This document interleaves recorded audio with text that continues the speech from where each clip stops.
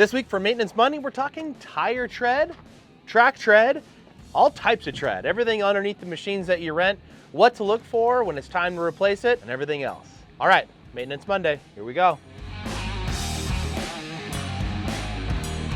Because skid steers can come in either track or wheeled, skidding is the issue. All that skidding on the asphalt and different conditions can really do a toll on these tires.